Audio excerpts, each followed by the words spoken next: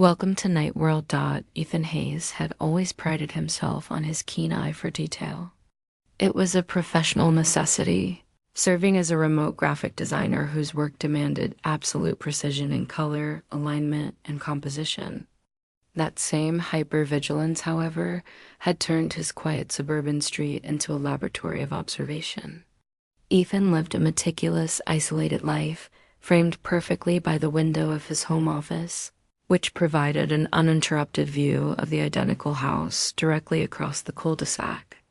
That house belonged to Mrs. Eleanor Henderson, a woman in her late 70s, a fixture of the neighborhood whose routine was as predictable and unvarying as the ticking of an atomic clock. Every weekday at exactly 3 p.m., Mrs. Henderson would emerge from her porch, wearing a pair of practical gardening gloves and a wide-brimmed straw hat, and proceed to water the small patch of lavender beneath her front mailbox. She would use the same movements, the same slow sweep of the hose, and retire precisely 7 minutes later, leaving behind a geometrically perfect sheen of moisture on the sidewalk, a predictable, comforting pattern that served as a silent, reliable anchor in Ethan's structured, solitary life. For months, this routine was the silent heartbeat of his afternoon, a steady, boring constant he registered only subconsciously, a visual guarantee that the world outside his window remained orderly and sane, allowing him to lose himself completely in the demanding, abstract geometry of his digital design work, unaware that this very pattern was about to unravel and consume his understanding of reality. The first anomaly was so subtle that anyone less attuned to visual perfection would have instantly dismissed it, classifying the disruption as merely a trick of the afternoon light or a fleeting moment of exhaustion that sometimes blurred the edges of his vision. It happened on a Tuesday at precisely 3:03 p.m., while Mrs. Henderson was mid-sweep with the hose. Ethan glanced up from a demanding design project involving microscopic alignments, his eyes already strained from hours of focused work, and in that millisecond of transition, he saw it, Mrs. Henderson, for the briefest. Most terrifying fraction of a second wasn't Mrs. Henderson at all. The figure across the street seemed to flicker, losing focus like a poorly tuned television screen, and the elderly woman's stooped posture straightened violently, her skin tone darkening and her face smoothing out into that of a terrified woman half her age, her mouth open in a silent, blood-curdling scream, her hands clutching the hose with desperate, unnatural strength. Then, as quickly as the visual distortion had occurred, the image snapped back, reverting instantly to the familiar, calm, silver-haired Mrs. Henderson, who continued her slow, predictable watering motion as if nothing had happened, her face placid and expressionless, completely unaware of the terrifying, temporal fault line that had just exposed itself. Ivan felt a crushing wave of nausea and vertigo, the physical sensation of the world's axis shifting violently beneath his feet. He immediately slammed his laptop shut, the loud, decisive sound echoing unnaturally in the sudden silence of his office, his breath coming in ragged, shallow gasps. His initial, frantic conclusion was that he was suffering from extreme visual fatigue, possibly a transient ischemic attack, the professional risk of his demanding, sedentary lifestyle finally manifesting as a terrifying physiological break, a frightening betrayal by his own body. He stood up, stumbling away from the window, attempting to convince himself that the event was an internal error, a glitch in his own optical cortex, not a reality-defying fault in the external physical world. He spent the rest of the day in a state of hyper-alert anxiety, obsessively running mental checks, touching objects, verifying the solidity of the walls, and repeatedly confirming the date and time, desperately searching for a rational medical explanation that would restore the comforting, predictable order to his existence, but the cold, clear image of that silent, screaming face remained seared into his memory, a persistent, chilling accusation against the supposed sanity of his suburban environment. The following day, he was prepared for 3 p.m. He sat at his desk, his camera a high-end professional model with a powerful telephoto, lens mounted on a tripod and aimed directly at Mrs. Henderson's mailbox. His finger hovering over the shutter release, his heart hammering a frantic rhythm against his ribs. He was determined to catch the moment, to obtain physical proof that would either damn the stability of his world or conclusively prove his own madness, leaving no room for the paralyzing ambiguity of uncertainty. At 3 p.m. precisely, Mrs. Henderson appeared, wearing the same gardening gloves and the exact same straw hat, moving with the identical, practiced economy of motion. Ethan, rigid with tension, watched her begin the watering sweep. He was not disappointed. At 3:04 p.m., the air around Mrs. Henderson seemed to momentarily shimmer, like heat radiating off hot asphalt, and the figure slowed down, her movements becoming thick and labored, the water from the hose hanging motionless in the air for a single agonizing second. Then the entire scene snapped forward, accelerating violently for a moment before resuming its normal pace, completely missing the transition, a violent, visible edit in the continuity of time itself. Ethan, his hands sweating, managed to fire off a quick burst of frames. He immediately snatched the camera and uploaded the images to his desktop, his eyes darting frantically between the screen and the placid scene outside. The digital files were clear, crisp, and horrifyingly conclusive. The photos showed Mrs. Henderson. Yes, but in the frame capturing the moment of the slowdown. The image was marred by a subtle, jagged digital tearing in the background, a visual distortion that resembled a computer graphics artifact. A section of the grass and the mailbox stretched and repeated in a nonsensical, non-physical manner, confirming that the very fabric of reality outside the house was not only glitching, but was being poorly rendered by an unseen, external processing engine. It was an unmistakable, undeniable error in the scene's composition. An error that could only be explained if the scene were not truly live, but a high-fidelity, repeating loop, managed by a faulty or overtaxed system that struggled to maintain the illusion of real-time flow under the scrutiny of an external observer. Marking this moment as the point of no return for Ethan's sanity, the realization struck him with the cold, absolute force of a scientific theorem. Mrs. Henderson was not alive in the traditional sense. She and her immediate environment, the house, the lawn, the mailbox, were trapped in a corrupted, repeating time loop, a 24-hour cycle designed to maintain a perfect, static appearance of American suburban normalcy. Her predictable, unchanging routine was not a habit. It was the program running its course. He spent the rest of the night reviewing the neighborhood surveillance footage he had collected over the years, obsessively cross-referencing timings and visuals, and the truth became terrifyingly clear. Mrs. Henderson's car had not moved from the driveway in 8 months. Her lights turned off and on with absolute, unvarying military precision, and no delivery driver or neighbor had successfully interacted with her for more than a few seconds before retreating with an odd, vague look of confusion, as if their memory of the interaction had been partially erased or overwritten by an external force designed to preserve the loop's integrity. He knew he was looking at an impossible secret, a truth so fundamental and shattering that it transcended mere haunting. The house was not just haunted by a ghost. It was imprisoned by a process, and that process was flawed. He understood the chilling implication. There had to be a Loopkeeper, an unseen external agency managing this tiny, repeating temporal anomaly, maintaining the facade. And that agency was now aware that its loop had been identified and photographed by a variable, Ethan. The next day, the routine began again. At 3 p.m., Mrs. Henderson emerged, but this time, The moment she reached the mailbox, she paused, her head tilting upwards with a slow, mechanical precision that was chillingly unnatural. She wasn't looking at Ethan's house, but directly at his second-floor office window, her face expressionless, holding the gaze for an agonizing, protracted minute before resuming her watering sweep.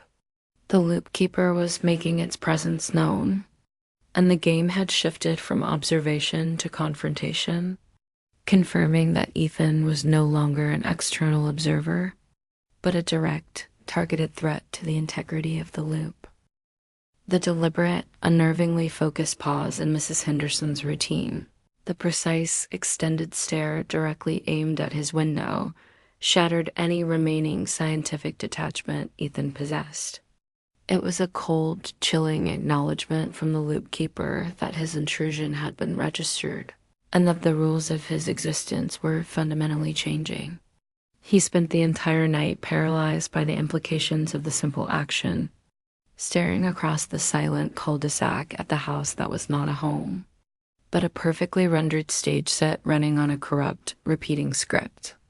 The terror was overwhelming, a paralyzing, metaphysical dread rooted in the absolute loss of privacy, the realization that an intelligence vast enough to manipulate time and perception was now dedicating its focus, its immense cold attention entirely to him, the single unforeseen variable who had captured its flaws. The Loopkeeper was not supernatural in the traditional sense. It was a pure, cold, controlling logic that viewed human life as a series of repeating inputs. And Ethan was the corrupted data that needed to be either purged or, far worse, seamlessly integrated into the flawed, suffocating loop of the house across the street. The confrontation began subtly, a calculated series of unsettling invasions designed to wear down his rational mind and force him to question his own perception. The following morning, Ethan walked into his kitchen, only to find the salt shaker not in its usual position by the stove, but placed precisely in the center of the otherwise immaculate countertop, positioned with an unnerving, deliberate symmetry that was instantly alarming. He was certain he had left it by the stove, a habit ingrained by years of meticulous bachelor living. Yet the misplaced object spoke not of an error, but of a calculated, intelligent rearrangement, a deliberate, unsettling movement designed to breach the sanctity of his personal space without leaving physical evidence of forced entry. He spent hours meticulously checking every window latch, every door bolt, his hands trembling as he searched for a fingerprint, a smudge, any physical proof that a human agent had violated his sanctuary, but the house remained sealed, pristine, and ominously silent. The intrusions escalated from simple rearrangement to direct psychological manipulation. His favorite pen, one he had used for years, disappeared, only to reappear a day later, meticulously placed inside an old, empty spice jar in his pantry, a container he had not touched in months. His laptop, which he was absolutely certain he had shut down and unplugged, was found running, logged into his email, with a single blank document open, the cursor blinking silently in the exact dead center of the screen, waiting for him to write the next line of the script.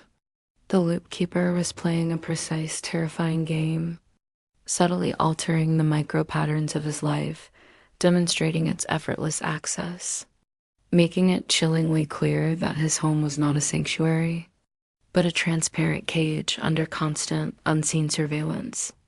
The game was simple: shatter Ethan's trust in his own memory and sanity, forcing him into a state of perpetual, anxious confusion that would make him easier to control, easier to integrate into the repetitive, suffocating quiet of the coal dash to dash sack dot, the realization that the Loopkeeper was capable of subtle, undetectable reality alteration pushed Ethan into a state of extreme paranoia.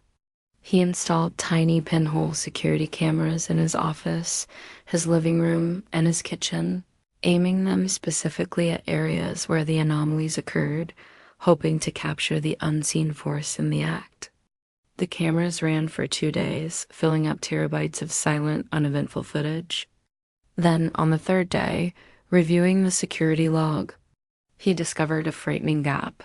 An entire 45-minute block of footage from his office camera was replaced by a smooth, repeating image of the empty room, a perfect, unmoving still frame looping silently, the timestamp on the file skipping the missing period entirely. The Loopkeeper wasn't just observing him, it was editing his history, deleting the exact moment of its own unseen intrusion, proving its ability to manipulate digital records with the same ease it manipulated physical objects, asserting a terrifying absolute control over both his sensory input and his verifiable proof of reality. The Loopkeeper had now moved to direct external engagement. At 3 p.m., the moment Mrs. Henderson emerged across the street, the loop executed its action, but this time the motion was grotesquely stylized. Instead of merely walking, Mrs. Henderson marched, her arms and legs moving with a terrifying, robotic lockstep, her head fixed forward, her eyes wide open and unblinking, like a wind-up doll wound too tight, her movements devoid of any natural fluidity or human hesitation. When she reached the mailbox, she didn't just water the lavender. She continued to spray the stream of water in a precise, horizontal arc, soaking the mailbox, the sidewalk, and the first 3 rows of her lawn with unnerving, unnecessary saturation, before snapping back into her house with a speed and precision that was wholly inhuman. The glitches that followed were louder, more violent, and directly aimed at Ethan's window, a momentary, sharp power surge that blew a light bulb in his office, followed instantly by a sound across the street, not the sound of the hose being turned off, but a short, sharp metallic shriek, like 2 heavy pieces of steel grinding together, a sound that spoke of mechanical failure and immense, contained force. Ethan fled the house, driving aimlessly through the normal, predictable streets of the city, desperate for the comforting chaos of true, unprogrammed human interaction. He tried to speak to friends about his severe stress and visual hallucinations, but their eyes glazed over with polite incomprehension, their attempts at comforting reassurances feeling vague and distant, as if they were repeating lines of dialogue they didn't fully understand. He realized the terrifying reach of the Loopkeeper. It was a localized anomaly, its power rooted in the immediate contained geometry of the cul-de-sac, its influence weakening only beyond the radius of the neighborhood's silent, repetitive rhythm. He was safe only when he was far away, but the Loopkeeper knew he would always return. He was the only observer, the only witness, and the Loopkeeper was using the threat of his family and friends' incomprehension, the fear of being eternally alone, and his terrifying truth to lure him back to the silent, waiting cage of his suburban street, knowing that the need for proof was stronger than the instinct for self-preservation. Upon returning to his house late that night, the cul-de-sac was silent, pristine, and perfectly ordered. But as he climbed out of his car, he noticed the single, terrifying alteration to his own property. The small, decorative wreath that hung on his own front door had been taken down, meticulously disassembled and reconstructed into a precise, perfect circle of dead, dry vines, hanging exactly where the wreath had been moments before, a subtle, cold message that the Loopkeeper had been inside his house while he was gone, studying his decor, learning his patterns, preparing to integrate his life into the seamless, cold order of the repeating routine. The realization hit him with a paralyzing certainty. The Loopkeeper wasn't trying to destroy him. It was preparing to clone him, to create a perfect, non-sentient copy of Ethan Hayes, one that would never notice the glitches, one that would occupy his house and fill his routines with the same unvarying, comforting predictability of Mrs. Henderson anew. younger figure to maintain the illusion of a perfect, ordered suburbia, sealing the neighborhood away from the chaotic truth of the real world forever. The terror of the perfectly disassembled wreath solidified Ethan's desperate plan. The Loopkeeper was no longer a theoretical entity. It was a cold, digital predator preparing to delete his identity and replace him with a compliant, flawless automaton. He knew his time was running out. He couldn't simply move. The Loopkeeper's demonstrated ability to alter his memories and digital records meant his history itself was anchored to the cul-de-sac. The only way to survive was to shatter the loop from the inside, to introduce a catastrophic variable that the system could not process or resolve, forcing a total collapse of the programmed reality across the street. He realized the source of the corruption was likely not the program itself, but a physical flaw, a single point of vulnerability in Mrs. Henderson's house that allowed the Loopkeeper to anchor its repeated reality. And that flaw was the key to his freedom. Ethan's hyper-vigilance transformed into a weapon. He returned to his observation post, not to watch the routine, but to look for the seams where the loop tore. He spent the next day watching the house through his camera's telephoto lens, not focusing on Mrs. Henderson, but on the edges of the scene. At 11:34 a.m., when the shadow of the maple tree fell across the porch, he saw a fleeting anomaly. The shadow on the house siding momentarily appeared inverted, casting light instead of darkness, a momentary, impossible reversal of physics that lasted less than 1/10 of a second, exposing a tiny fundamental flaw in the scene's rendering. He captured the image, isolating the anomaly. The photos revealed a single point on the house's exterior, a small circular section of the vinyl siding near the utility meter where the visual distortion was centered, a microscopic tear in the fabric of the controlled reality. This was the anchor point, the physical hub where the Loopkeeper injected the repeated reality.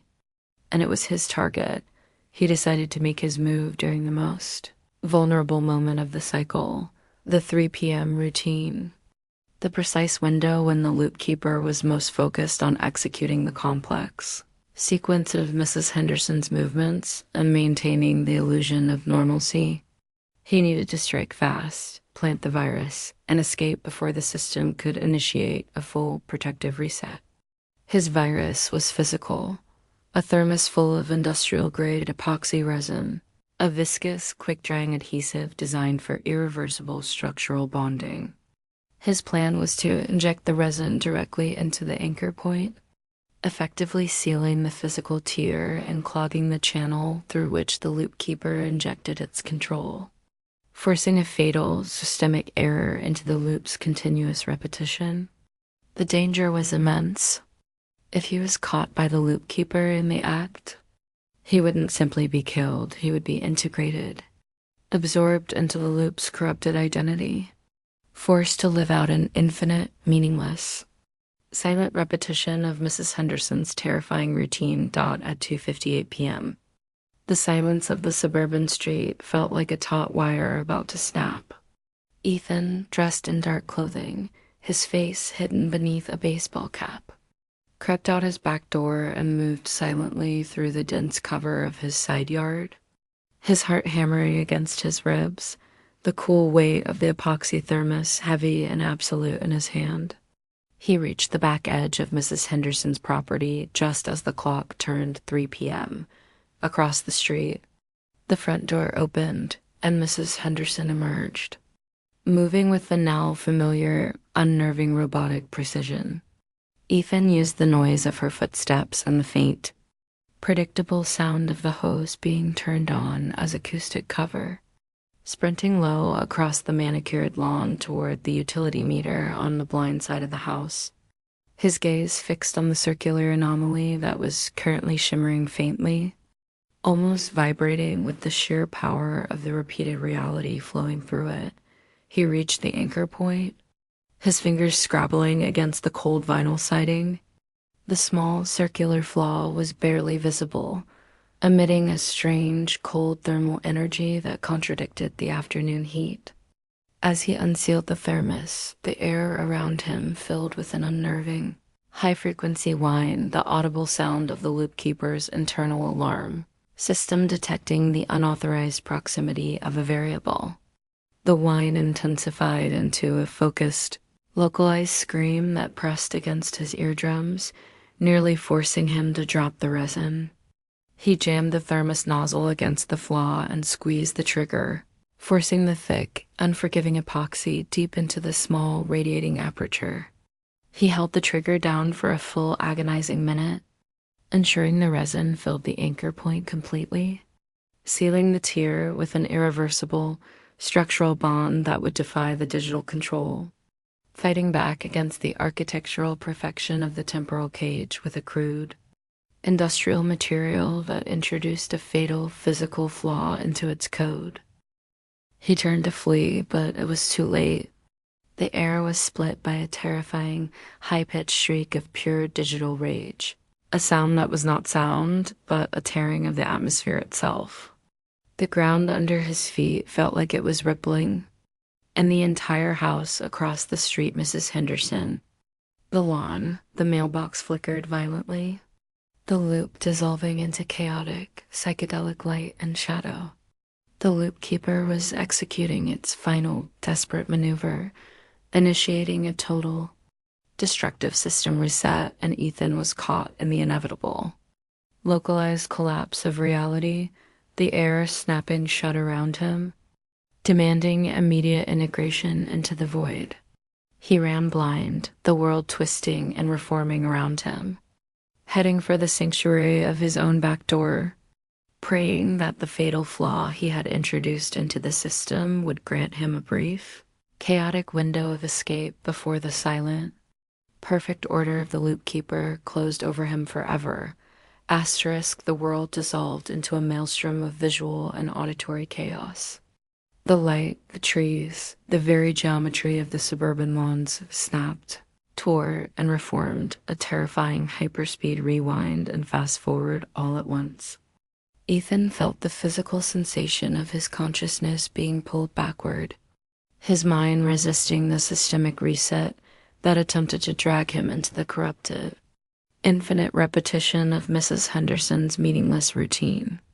He stumbled through the collapsing reality, ignoring the blinding flashes of light and the nauseating shifts in perspective, fueled only by the knowledge that the fatal epoxy was now setting, slowly starving the anchor point of the Loopkeeper's control.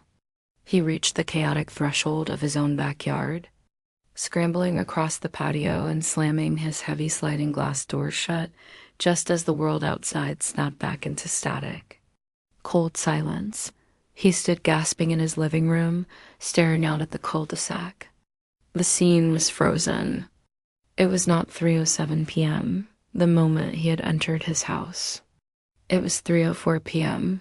Mrs. Henderson was standing perfectly still by the mailbox, the stream of water from the hose frozen mid-arc, shimmering in the air like a glass sculpture. The visual distortion was gone. The lighting was crisp and normal. The entire environment across the street was in a state of silent, perfect stasis. The repeating loop having been violently interrupted and locked at the exact moment, the epoxy had set and permanently clogged the flow of external control. The Loopkeeper was defeated, its program trapped in a permanent, meaningless pause. The illusion of normalcy replaced by a terrifying, static perfection. Ethan waited, rigid with tension, expecting the house to crumble, for the sky to tear, for the Loopkeeper to emerge as a furious, tangible entity. But nothing happened. The house across the street remained frozen, silent, perfect. And eternally 3:04 p.m., the true horror of his victory slowly dawned on him. He had not destroyed the loop. He had merely jammed the playback head. The Loopkeeper, being pure, cold logic, found the permanent, unresolvable physical flaw, the sealed anchor point, unacceptable. Its system was locked in an endless, insoluble paradox, unable to advance the simulation, yet unable to abandon the core instruction of maintaining the facade. The perfect suburban scene was now a silent, infinite tableau of psychological torture, a flawless monument to a failed program. He lived for the next month as the sole, terrified resident of a cul-de-sac divided between two realities. His side of the street remained chaotic, noisy, and real. Mrs. Henderson's side remained eternally 3:04 p.m. He watched the stream of water that never fell, the leaves that never moved, and the elderly woman who was forever frozen in her mid-sweep. The Loopkeeper was permanently locked out, but the price of freedom was eternal, silent vigilance. Ethan never again felt safe in his meticulously ordered house. He had achieved his purpose, but the memory of the sheer, vast intelligence that had focused on his erasure left him permanently scarred, robbing him of the ability to ever again trust the fundamental stability of his reality. The silent, constant presence of the frozen scene across the street was a perpetual warning, a monument to the terrifying fact that the world was built on an illusion maintained by fragile code. And he was the only one who knew the secret. Ethan eventually moved away, selling his home to a young, unsuspecting couple who commented on how quiet and perfect the neighborhood was. But his mind remained anchored to the cul-de-sac. He settled in an anonymous, crowded city apartment, seeking the comfort of noise and unpredictability. He avoided straight lines, repeating patterns, and symmetrical arrangements, terrified of any structure that looked too mathematically perfect, fearing the cold, logical intention behind its design. Years later, he would sometimes see subtle, fleeting anomalies in the crowds, a figure momentarily slowing down, a reflection that didn't match the motion, and a wave of icy panic would grip him. He would quickly look away, knowing that the Loopkeeper, though locked out of the suburban cage, was still a vast, persistent intelligence, and that the single crucial flaw he had introduced into its programming had not destroyed it, but merely delayed its ultimate chilling purpose to achieve a perfect, predictable, and silent order across all of reality. One neighborhood, one variable at a time. The world was still playing, but Ethan Hayes knew the terrifying nature of the game and the constant, silent effort required to keep the script from repeating forever.